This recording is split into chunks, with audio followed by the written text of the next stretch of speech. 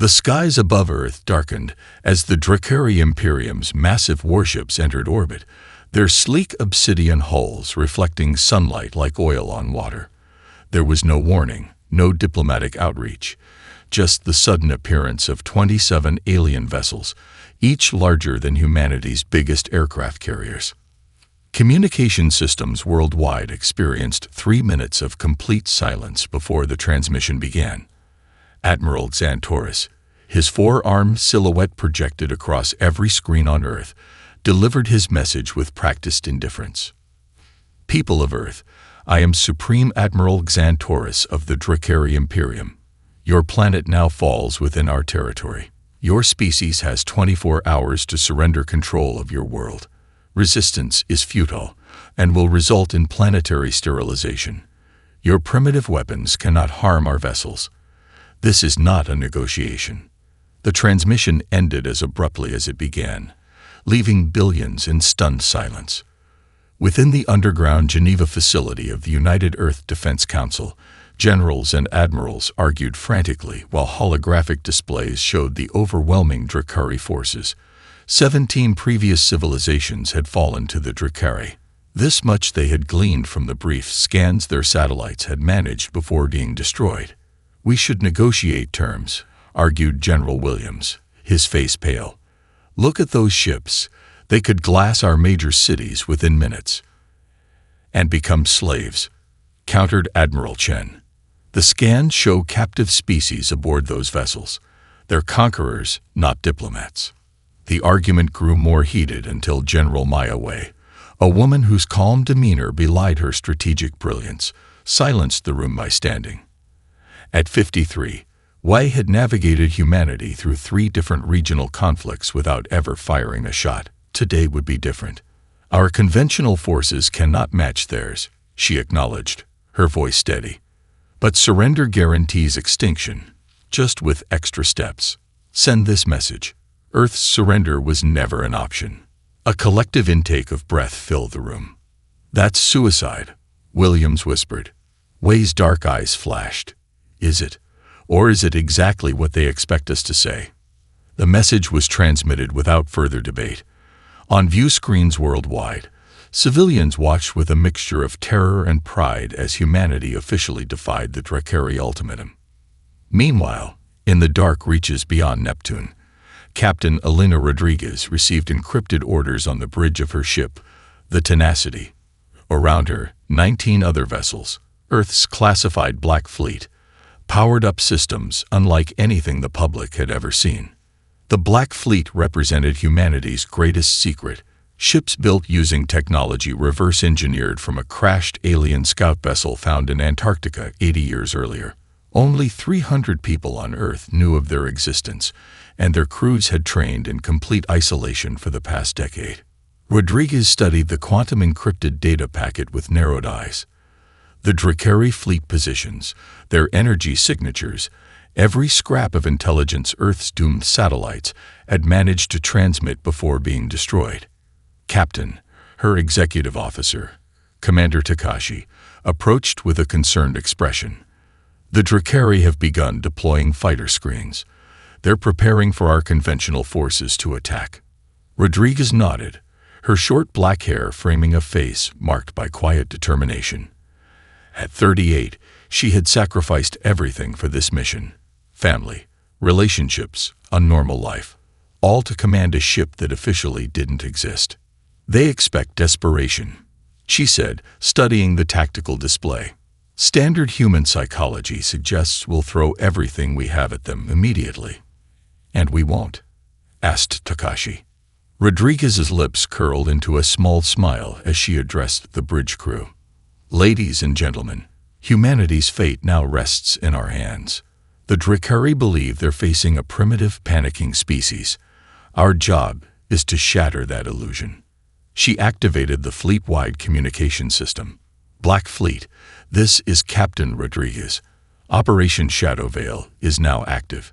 Maintain Neptune shadow positions and continue passive scans. We wait. Through specialized quantum viewers, Rodriguez watched as Earth's conventional forces mobilized, knowing they were moving into a slaughter.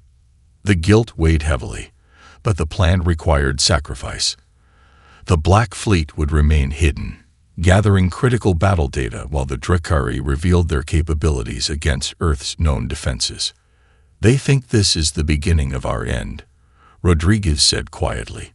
"They don't realize it's the beginning of theirs." The Drakari response came swiftly and without mercy.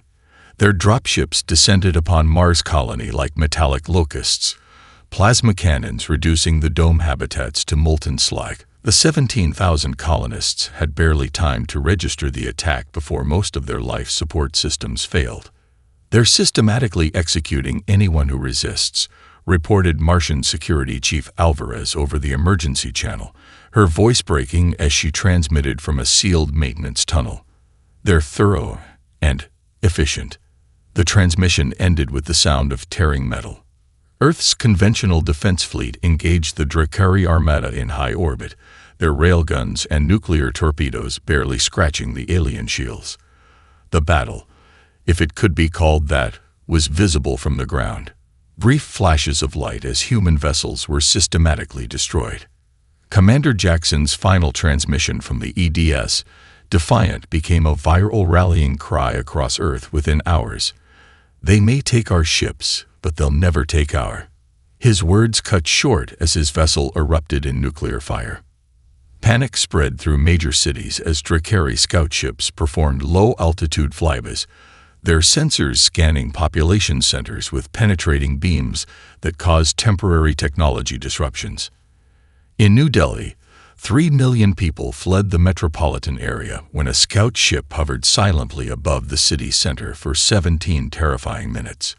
In Tokyo, Admiral Kazuo Nakamura slipped away from his publicly scheduled evacuation to enter a hidden facility beneath Mount Fuji. The 70-year-old admiral, whose official records listed him as retired, moved with surprising agility through security checkpoints that recognized his retinal pattern. Inside a quantum-shielded command center, he joined General Wei via secure hologram. Her image flickered slightly, a sign of the Drakari's attempts to jam all Earth communications. "Did we get what we needed?"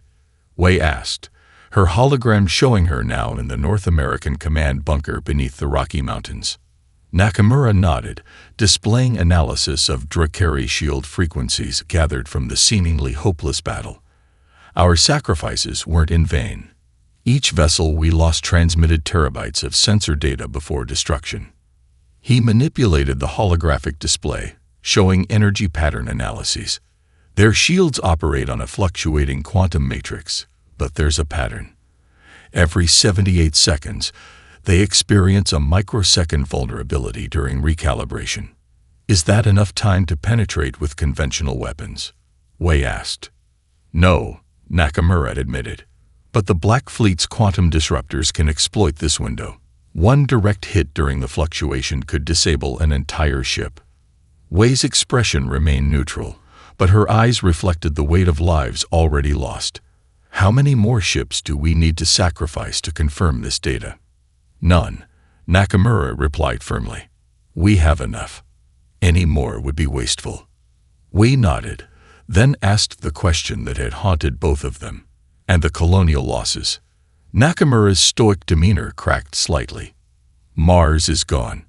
Europa Station went dark 30 minutes ago. Luna Base is transmitting distress signals. The Drakari are taking prisoners there, not executing everyone.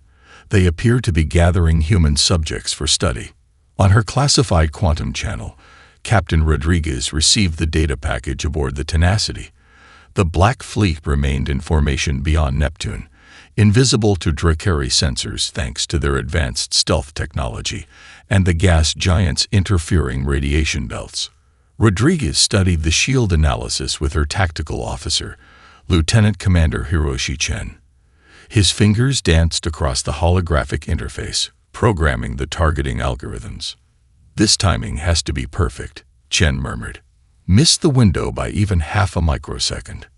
"We won't miss," Rodriguez stated, absolute certainty in her voice. She opened the fleet communication channel.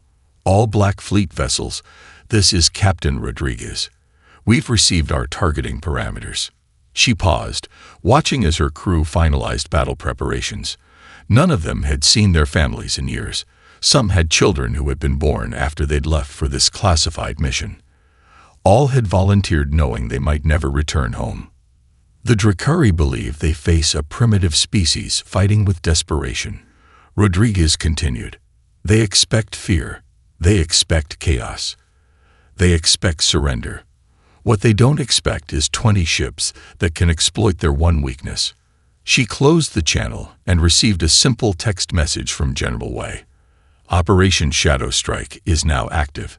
May God have mercy on them, because you won't. Rodriguez tucked a small photo of her daughter, now 7 years old and living with grandparents who believed her mother had died in a training accident, back into her breast pocket. Prepare for departure, she ordered. We strike in 12 hours. Admiral Xantoris stood triumphant on the command deck of the Voidhammer, his 4 arms working in perfect coordination across the tactical displays. The human resistance had been fierce, but ultimately futile, exactly as predicted by Drakari military algorithms. Reports of Earth's crumbling defenses flooded in through the ship's quantum network. The Mars settlement has been secured, reported Sub-Commander Vexnar, approaching with the ceremonial blade of subjugation. Traditionally used to accept official surrenders from conquered species, resistance has ceased on their lunar colony. Their orbital platforms have been neutralized. Xantoris's upper eye ridge pulsed with satisfaction, a sign of pleasure in his species. They fought harder than expected, but like all species, they break when faced with superior power. He took the ceremonial blade, admiring its gleam under the command deck's lights. Made from metals harvested from 17 conquered worlds, it symbolized the Imperium's unbroken record of conquest. Prepare the occupation fleet. I want their leaders publicly accepting terms within 36 hours. Begin resource assessment protocols and identify the most efficient regions for processor installation. He paused, adding as an afterthought, and collect 2,000 prime specimens for biological analysis. Their adaptability metrics show potential for labor usefulness. His words halted as alarms shrieked across the command deck. Proximity sensors flashed urgent warnings. Tactical displays scrambled and reset. Impossible, whispered Vexnar, his exoskeleton paling as he stared at the tactical display. 20 unidentified vessels had materialized from Neptune's shadow, moving at velocities that defied Drakari physics. The ship's energy signatures registered, then vanished, then reappeared closer, as if they were phasing in and out of normal space. Unknown vessels approaching at high velocity, announced the sensor officer, her voice breaking protocol with its heightened pitch. Configuration unknown. Weapons unknown. The Black Fleet's ships, with their distinctive arrowhead design and pulsing blue gravitational drives, accelerated to attack speed in seconds. Their hulls, covered in light-absorbing material, appeared as moving voids against space. Captain Rodriguez led the formation from the Tenacity, her voice transmitting across all frequencies. This is Captain Elena Rodriguez of Earth's Black Fleet. We've studied your patterns. Admiral, you always leave your supply ships poorly defended. Before the Drakari could respond, the human vessels slipped between their defensive formations with impossible precision. Traditional engines couldn't maneuver that way. The G-forces would kill any crew. But the Black Fleet's gravitational manipulation technology allowed them to change direction instantly. Offensive Formation Epsilon, Rodriguez commanded her fleet. Target supply vessels. Strike during shield recalibration only. 3-second engagement window, then retreat to coordinates Alpha. The Black Fleet executed the attack with surgical precision. Quantum disruptors, weapons the Drakari thought centuries beyond human development, fired during the microsecond vulnerabilities in the alien shields. The energy weapons bypassed the weakened defenses completely, detonating inside the Drakari supply ships rather than against their hulls. 7 massive Drakari vessels erupted simultaneously, their antimatter containment fields collapsing in spectacular blue-white explosions. The Black Fleet vessels were already executing their retreat vector, riding the shockwave to gain additional velocity. Target their communications array, Rodriguez ordered as the Tenacity swept past the Drakari flagship. A precision shot from Lieutenant Banks struck the Voidhammer's primary communication spire, temporarily severing Xantorus's command link to half his fleet. The Black Fleet vanished back into the void before the Drakari could mount an effective counterattack, their stealth systems re-engaging as they scattered to predetermined rally points. On the Drakari flagship, Xantorus clutched the ceremonial surrender blade so tightly that his exoskeleton cracked under the pressure. Black ichor seeped from his hand as he stared at the tactical display in disbelief. "Find them," he hissed, all four eyes fixed on the empty sensor readings where 20 human ships had disappeared. "Find them now." Sub-Commander Vexnar hesitated. "Admiral, those vessels use technology we've never encountered before. Their weapons penetrated our shields as if they weren't there." "Impossible," Xantorus snarled. "They're a primitive species. They were supposed to be easy prey." "Evidently," Vexnar replied carefully. "Our intelligence was incomplete." In the silence that followed, the unthinkable reality settled over the Drakari command deck. For the first time in centuries of conquest, the Imperium had been caught by surprise. Beyond the orbit of Uranus, the Black Fleet regrouped in the shelter of a dense asteroid field. Captain Rodriguez allowed herself a small smile as damage reports came in. 2 ships had sustained minor damage, but none were lost. The first strike had been a complete success. "Send the confirmation to Earth," she ordered her communications officer. "Message begins. Phase 1 complete. The Ghost Fleet has teeth." The Drakari War Council convened aboard the Voidhammer's strategic chamber, a hexagonal room where holographic displays showed their fleet's diminished strength. 7 supply ships lost, along with critical resources and over 3,000 Drakari personnel. An unprecedented defeat. Science Officer Drelkar, his slender frame hunched over sensor data, addressed the assembled commanders. "The human vessels employ some form of gravitational manipulation for propulsion and possibly defense. Our sensors couldn't maintain lock." Tactical officers reviewed footage of the attack, bewildered by ships that seemed to predict Drakari maneuvers before they executed them. The humans had fired precisely during shield recalibration, a vulnerability the Drakari had considered statistically impossible to exploit. "They're using some form of precognition technology," insisted Drelkar. "No organic pilot could time attacks to microsecond precision." Xantorus silenced him with a gesture, crushing a tactical display in one of his lower hands. "No, they're adapting, faster than any species we've encountered." His upper eyes narrowed. "Where did these ships come from? They weren't in our intelligence reports." "Unknown, Admiral," responded Intelligence Commander Zexvok. "Our preliminary scans of Earth showed no technology of this sophistication. These vessels must have been developed in complete secrecy." Xantorus studied the scattered locations of his fleet. With their supply lines compromised, they would need to adjust their conquest timeline. Activate the secondary battle algorithms.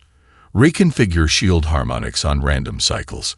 Deploy hunter squadrons to search the outer system.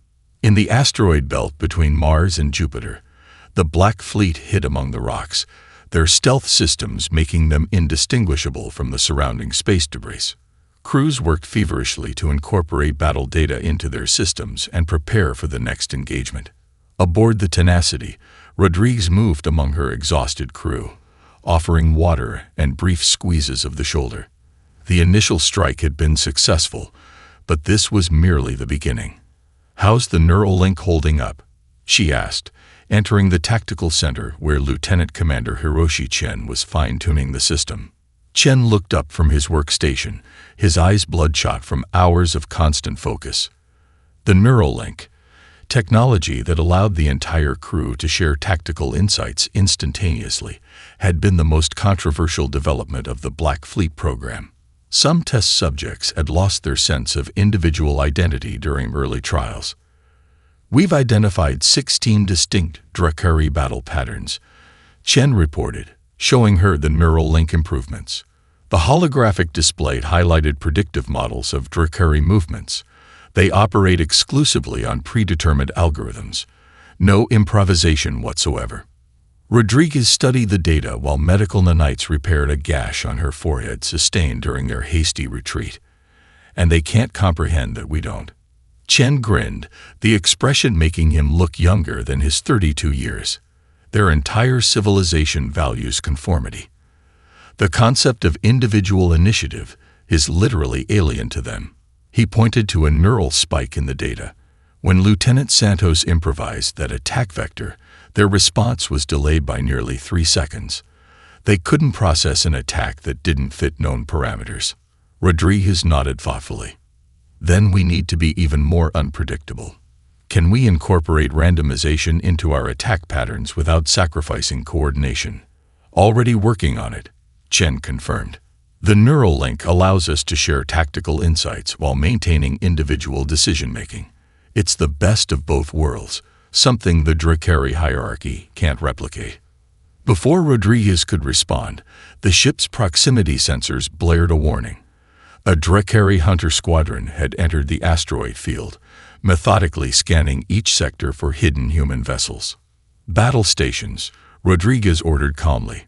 Transmit to all ships. Execute Protocol Hydra. Throughout the asteroid field, the Black Fleet vessels powered up in perfect synchronization. Instead of hiding or fleeing, they emerged simultaneously from different locations, creating multiple attack vectors that confused Drakari sensors. When the Drakari launched their counterattack, they deployed in perfect formation. A tactical masterpiece by their standards. 3 wedge-shaped squadrons designed to trap and eliminate the human vessels with overwhelming firepower. The Black Fleet responded with choreographed chaos, each captain executing seemingly random maneuvers that somehow formed a cohesive strategy. Human neural link systems shared tactical insights in milliseconds, allowing the outnumbered fleet to anticipate and counter Drakari movements. They're trying to herd us toward their main force, Rodriguez observed as the tenacity rolled underneath a Drakari cruiser, quantum disruptors firing precisely as the alien shift shields fluctuated. Standard entrapment algorithm, Chen confirmed. Shall we play along? Rodriguez smiled. For exactly 60 seconds, then we show them why humans don't follow the expected script. The Black Fleet appeared to fall into the Drakari trap, retreating toward the waiting main fleet. Then, at Rodriguez's command, they scattered in 20 different directions simultaneously, each ship executing a unique escape vector while firing parting shots at the confused Drakari pursuers. 3 human ships were lost in the engagement, their sacrifice allowing the others to escape. But the Drakari retreated with nearly a third of their hunter force destroyed, their rigid commanders unable to process warfare that followed no recognizable doctrine. Back on Earth, General Wei received the battle update in her underground command center. Despite the losses, she allowed herself a moment of hope.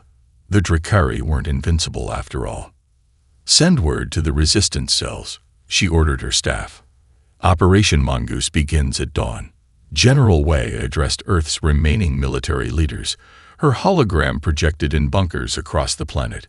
Though the connection occasionally flickered due to Drakari interference, her resolve transmitted clearly. We've bloodied their nose, but the Drakari still outgun us, she stated, gesturing to tactical displays showing the aliens regrouping. The Black Fleet has proven we can hurt them, but we need more than hit-and-run tactics to drive them from our system. She outlined Operation Trojan, a strategy relying on misdirection and courage in equal measure. Across Earth, resistance cells activated, emerging from hidden bunkers and mobilizing civilian resources. Officially, these preparations appeared to be desperate defensive measures. In reality, they served a far more cunning purpose. Near the orbit of Jupiter, the Drakari detected a massive energy signature, Earth's conventional fleet gathering for what appeared to be a last stand. The remaining defenders had consolidated their forces around 3 massive carriers that had survived the initial assault by hiding in the Jovian atmosphere. Exantoris studied the readings with suspicion. It could be a trap, he noted, his damaged hand now encased in a regenerative gauntlet. Our analysis suggests 87% probability. It is a legitimate last stand, responded Intelligence Commander's XVOC. Humans are predictably sentimental about their homeworld. These are their final ships gathering to make a symbolic defense. After brief deliberation, Cantorus dispatched 3/4 of his remaining forces to crush this resistance, leaving his flagship with a smaller defensive screen to continue planetary bombardment preparations. Eradicate them completely, he ordered. No prisoners this time. Meanwhile, Captain Rodriguez prepared for the most dangerous mission of the campaign. Using data collected from their previous engagements, Earth's scientists had created sophisticated mimicry systems, technology capable of disguising the energy signatures of 5 Black Fleet vessels to appear as damaged Drakari ships. Operation Trojan is now active, she informed her crew as they gathered in the Tenacity's briefing room. While the Drakari main fleet engages our decoy force near Jupiter, we will infiltrate their command structure. Lieutenant Sophia Okafor, the fleet's best pilot, reviewed the approach vectors on the holographic display. At 29, she had already broken every space navigation record in Earth's history. We'll need to match their rigid flight patterns perfectly, Okafor explained. Even a slight deviation will alert them to our presence. Rodriguez nodded. We'll only get one shot at this. Each vessel has been assigned a specific target. Ours is the Drakari cruiser Inevitable Conquest, their central data processing hub. The 5-ship infiltration team separated from the main Black Fleet, their systems reconfigured to emit Drakari identification signals. For 12 tense hours, they drifted with damaged propulsion signatures, broadcasting distress calls in perfect Drakari syntax. When the Drakari defensive screen moved to intercept and escort them to repair facilities, Okafor navigated through their formation with preternatural precision, matching their movements exactly to avoid suspicion. Once inside the Drakari defensive perimeter, Rodriguez led a boarding team of 15 specialists in experimental phase shift armor, technology that allowed them to briefly step between dimensional states, becoming ghost-like for seconds at a time. Synchronize phase shift to my mark, Rodriguez instructed as their boarding pods attached to the Drakari cruiser's hull. Remember, 5 seconds active, 15 seconds recharge. Time your shifts carefully. They breached the hull and entered the alien vessel, encountering immediate resistance. The Drakari security forces fired sonic disruptors, weapons designed to shatter organic matter, but found themselves shooting at enemies who could temporarily vanish before reappearing elsewhere. The human team fought through cramped corridors, their specialized weapons calibrated to penetrate Drakari exoskeletons. Rodriguez lost 3 specialists in the first 5 minutes, their phase shift units failing under concentrated fire. Another 2 fell protecting the team's data specialist as they approached the central server node. Cover me, ordered Lieutenant Ming, the team's cybernetics expert, as she interfaced with the alien computer system. I need 3 minutes to locate the encryption protocols. Rodriguez and the remaining team formed a defensive perimeter, phase shifting to confuse the increasingly coordinated Drakari response. A security bulkhead slammed down, separating Specialist Navarro from the group. His screams over the comm system lasted only seconds. Got it, Main announced, her neural interface downloading terabytes of Drakari data. Their entire fleet's quantum communication network operates on predictable encryption cycles. They change keys every 14 minutes, but using only 12 possible variations. As they extracted with the invaluable data, reinforcements cut off their primary escape route. Rodriguez made a split-second decision to take a maintenance shaft that their intelligence hadn't mapped. This way, she ordered, carrying a mortally wounded team member over her shoulder. The specialist, Jensen, had taken a sonic blast meant for her. No one gets left behind, dead or alive. The team fought through 3 more ambushes before reaching their extraction point, reduced to just 7 operational members. As their escape pod jettisoned from the Drakari vessel, the aliens initiated self-destruct protocols to prevent further data theft. The Tenacity barely escaped the resulting explosion, its shields overloading from the shockwave. 2 of the 5 infiltration ships were lost during the extraction, but the remaining vessels jumped to emergency coordinates carrying the most valuable prize of the war, the key to neutralizing the Drakari command network. Their narrow escape became legend among the Black Fleet, but the intelligence they acquired became the key to humanity's survival. As Rodriguez administered last rites to Jensen and the other fallen team members, she allowed herself a moment of grief before returning to the mission. "Transmit the encryption data to Admiral Nakamura," she ordered, her voice steadied despite her exhaustion. "Tell him we found their weakness." Admiral Nakamura's hands trembled slightly as he reviewed the encryption data Captain Rodriguez had sent. Not from age or fear, but from excitement. After 60 years in service to Earth's defense, he was witnessing perhaps the most significant intelligence breakthrough in human history. "This is remarkable," he told his engineering team gathered in the Mount Fuji Command Center. "The Drakari use a predictable quantum signature rotation for all fleet communications. Their arrogance is our opportunity." The engineers, an elite group pulled from every nation on Earth, pored over the data. Dr. Aisha Mbeki, the team's quantum physics specialist, pointed to repeating patterns in the code. "They never expected anyone to access their communication protocols," she said. "There's almost no security beyond the initial encryption. Once we're inside their network, we won't outgun them," Nakamura stated, echoing what every strategist already knew, "but we might be able to outthink them." For 18 hours, the team worked without rest, developing what they called the Babel Protocol, a quantum interference package capable of disrupting Drakari communications by predicting and countering their encryption in real time. When the package was ready, Nakamura transmitted it to the Black Fleet with the highest encryption Earth possessed. "This is our counterattack," he informed General Wade during their secure briefing. "The Drakari fleet functions as a single organism. Rodriguez's team has given us the means to sever their neural connections." Wade nodded grimly. "The Jupiter Gambit worked. 3/4 of their fleet is currently engaged with our decoy force. They've destroyed most of our conventional ships, but the survivors are fighting brilliantly, keeping the Drakari occupied longer than expected. Those crews know they won't come home," Nakamura said quietly. "They do," Wei acknowledged. "And they fight anyway. That's something the Drakari will never understand about humanity." The Black Fleet regrouped in Saturn's rings, their vessels partially rebuilt using automated repair systems. Rodriguez briefed her fellow captains via secure quantum link, each commander's hologram gathered in a virtual war room. "We've lost 7 ships," she reported bluntly.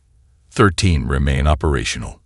But we now have the means to neutralize their coordination advantage. She detailed the plan.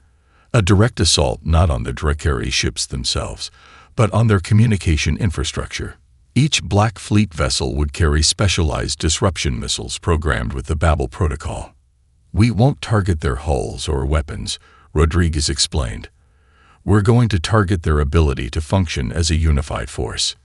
Captain Malik Hassan of the Black Fleet vessel Perseverance studied the tactical overlay. At 44, he had previously commanded Earth's most advanced submarine before being recruited for the Black Fleet. "Submarine warfare in space," he observed with a tight smile. "We're going to isolate and destroy them piece by piece." When the Black Fleet next emerged from hiding, they approached the Drakari defense screen around Earth in a scattered formation that confused alien sensors. Instead of concentrating their attack, they fired specialized disruption missiles into carefully calculated positions throughout the Drakari formation. These weapons didn't explode. They broadcast precisely modulated interference patterns that created communication dead zones across the Drakari fleet. The magnificent alien armada, designed to function as a single organism, suddenly fragmented into isolated battle groups unable to coordinate.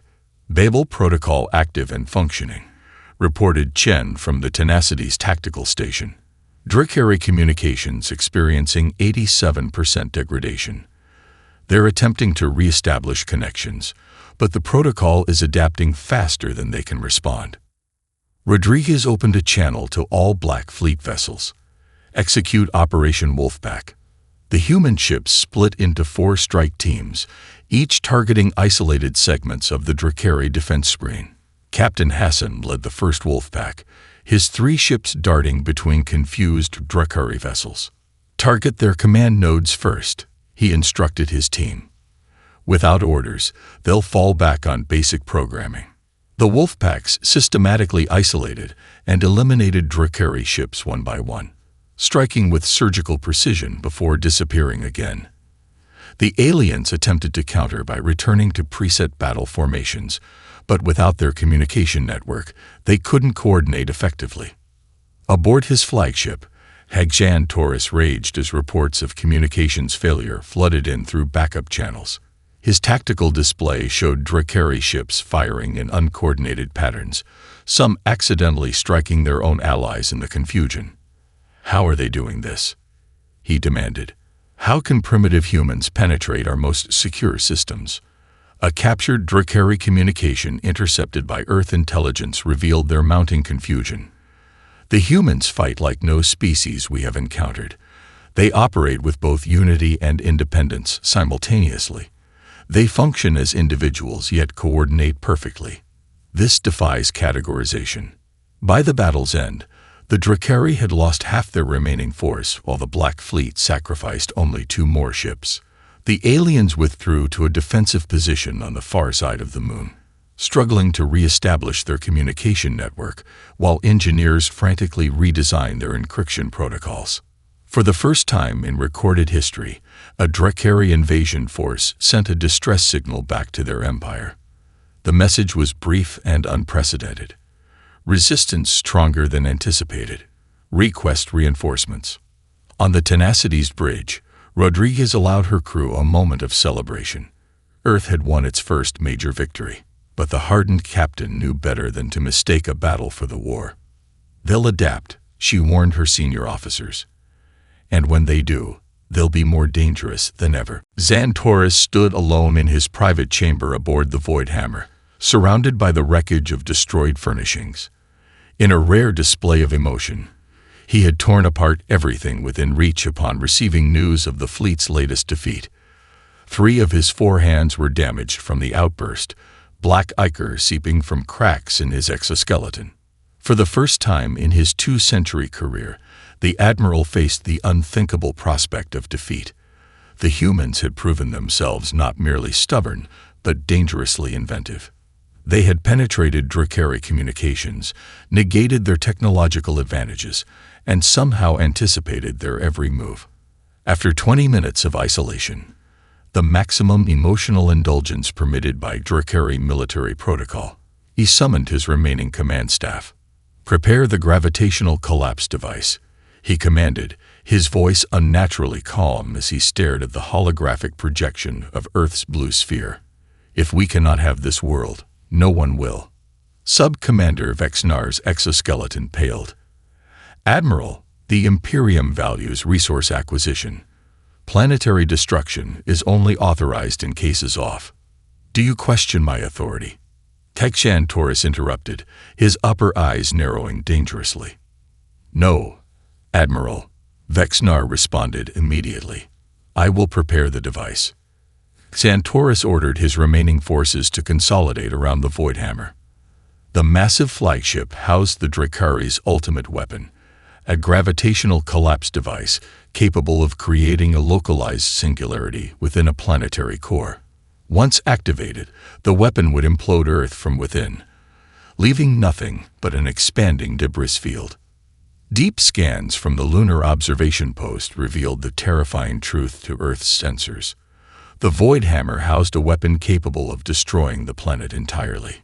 In a secure bunker beneath the Rocky Mountains, General Wei received the news with outward calm that masked her inner turmoil.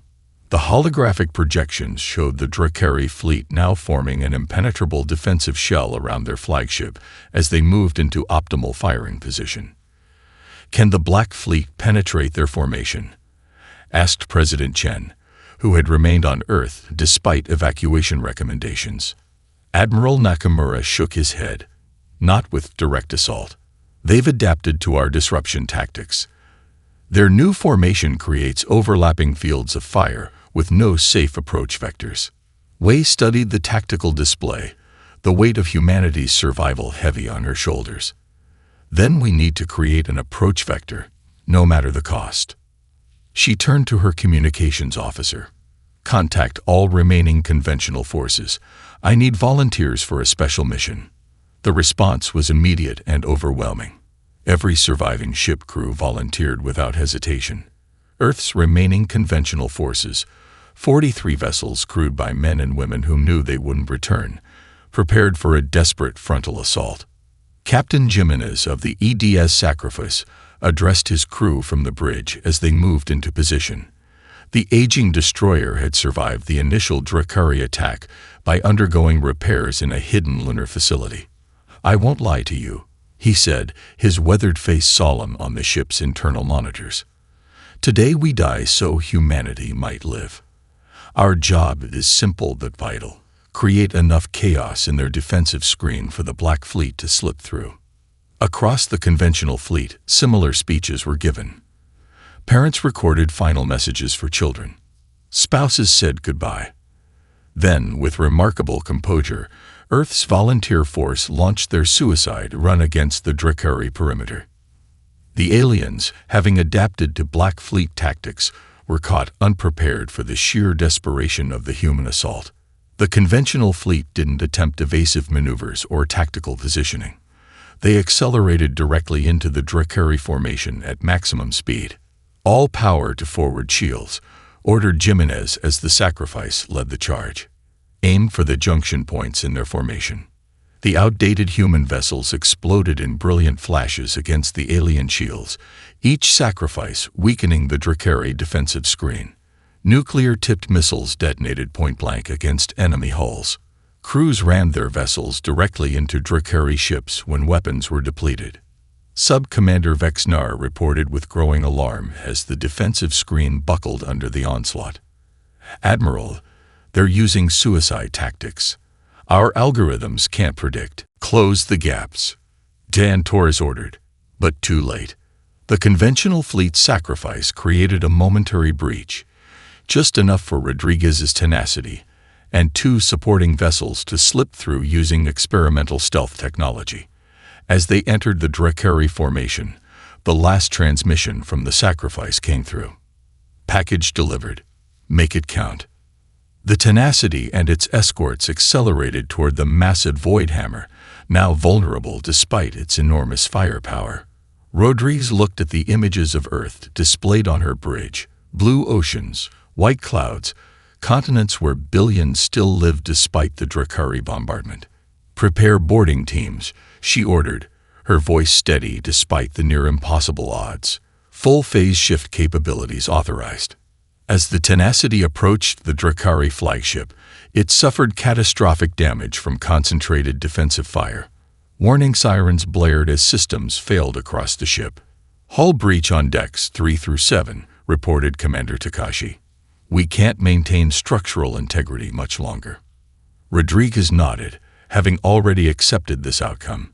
Execute Operation Last Resort. Get our boarding teams to the launch bays. She opened a channel to Earth Command one final time. This is Captain Rodriguez. Tenacity is critically damaged, but we've reached the target. Boarding teams deploying now. She paused, then added with quiet determination. Today we either save our home or die trying. The Tenacity suffered catastrophic damage as it closed with the Void Hammer, Drakari point defense weapons tearing through its weakened shields. With primary systems failing and hull breaches on multiple decks, Rodriguez and her boarding team had no choice but to abandon ship. All hands to emergency transport pods, she ordered as the bridge filled with smoke. Execute Contingency Alpha. 24 specialized boarding pods launched from the dying vessel, small enough to evade some of the Drakari targeting systems. Only 17 reached the Void Hammer's hull, the others reduced to debris by defensive fire. Inside the transport pod, Rodriguez checked her phase shift armor one final time. Around her, 11 elite operators did the same, the last functional boarding team from the Tenacity. Lieutenant Ming, the cybernetics specialist who had extracted the Dracari encryption data, nodded grimly as she sensed her neural interface with the team's shared tactical network. 60 seconds to contact, announced Commander Takashi, who had insisted on joining the boarding action despite his rank. Phase shift units at full charge. Rodriguez looked at each team member, memorizing their faces. Our mission is simple. Reach the central weapon chamber and disable the gravitational collapse device. Earth's survival depends on us alone. The pods attached to the alien flagship's outer hull with magnetic clamps. Breaching charges created small entry points, and the human team slipped aboard. Almost immediately, they encountered fierce resistance from Dracari elite guards. Phase shift on my mark, Rodriguez ordered as they faced the first contingent of defenders. 3, 2, 1, shift. The human team phased partially out of normal space, becoming ghost-like for 5 crucial seconds. They passed through the Dracari firing line and rematerialized behind them, attacking from an impossible direction. Their specialized weapons, designed to penetrate Dracari exoskeletons at close range, made short work of the confused guards. The advantage was temporary. The Dracari quickly adapted, deploying wide-field sonic disruptors that could damage phase-shifted humans. Rodriguez lost 3 team members in the second engagement, their bodies convulsing as they rematerialized in mid-shift. They're tracking our phase signatures, warned Ming. Each shift makes the next one more detectable. The team fought through increasingly difficult resistance, following Ming's directions toward the central weapon chamber. Tactical discipline kept them moving despite mounting casualties. 2 more operators fell protecting Ming when a Dracari ambush nearly captured the crucial specialist. 500 meters to the weapon control center, Ming informed them as they regrouped in a maintenance junction. Only 6 team members remained, all nursing injuries of varying severity. Takashi, bleeding from a gash across his abdomen, checked their remaining weapons. We don't have enough firepower to break through their final defenses. Rodriguez considered their options. We don't need to break through. We just need one person to reach the control matrix with an embedded quantum charge. She removed her helmet, looking each survivor in the eye. I need volunteers for a diversion. Every hand raised without hesitation. It has been my honor, she told them with a rare display of emotion. Then the battle-hardened captain outlined her desperate plan. 5 minutes later, 5 human operators launched simultaneous attacks on different sections of the ship, drawing Dracari security forces away from the weapon chamber. The diversion worked, allowing Rodriguez to approach the primary target with minimal resistance. As she reached the massive doors of the weapon control center, alarms blared throughout the ship. The gravitational device had begun its activation sequence. Earth had minutes left. Rodriguez placed phase shift charges on the sealed doors, the last of their specialized explosives. The blast created an opening just large enough to slip through. Inside, towering above her, stood Admiral Xantoris in battle armor twice the height of a human. Your persistence is remarkable but futile, he announced, activating wrist-mounted plasma cannons on all 4 arms. Behind him, the gravitational collapse device hummed with increasing power, its targeting systems locked on Earth's core. Why fight when you cannot win? Kexan, Taurus asked, genuinely curious despite the circumstances. Your species faces extinction, yet you continue to resist. Explain this irrationality. Rodriguez didn't waste breath on response. She activated her final phase shift, diving toward the device. Xantoris anticipated the move, firing a spread pattern that caught her as she rematerialized. The plasma blast shattered portions of her armor, leaving severe burns across her left side. Despite the agony, Rodriguez managed to plant the quantum disruption charge on the weapon's control matrix. Xantoris caught her with a mechanized claw before she could retreat, lifting her to eye level. I don't understand, he admitted, studying her with all 4 eyes. Why die for others when surrender would save yourself? Rodriguez smiled through bloody teeth.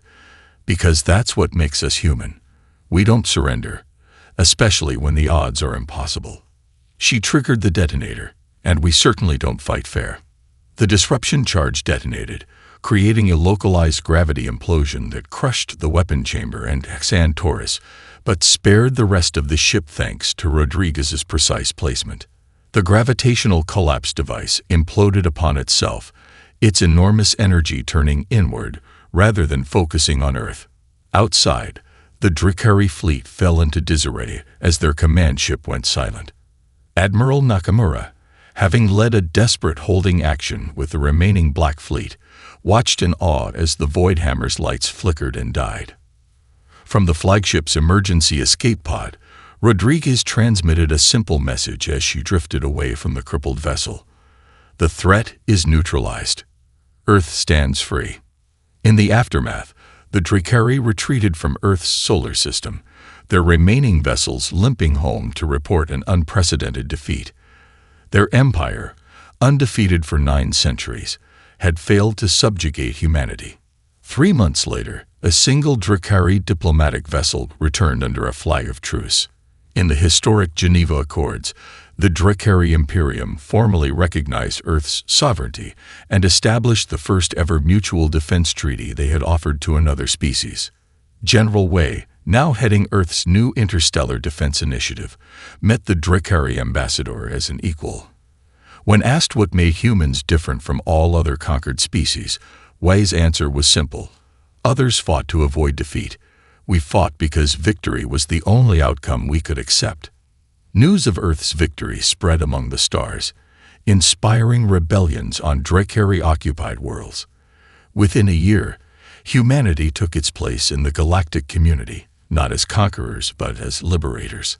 The Black Fleet, now expanded and operating openly, became a symbol of hope to oppressed species everywhere. Captain Rodriguez, promoted to admiral despite her protests, stood on the observation deck of Earth's first official diplomatic vessel as it prepared to make contact with other civilizations. The severe burns she had suffered aboard the Voidhammer left permanent scars across half her body, a small price, she felt, for Earth's survival. Looking at the stars that once seemed so threatening, she repeated the phrase that had become humanity's unofficial motto among the stars. Earth's surrender is never an option.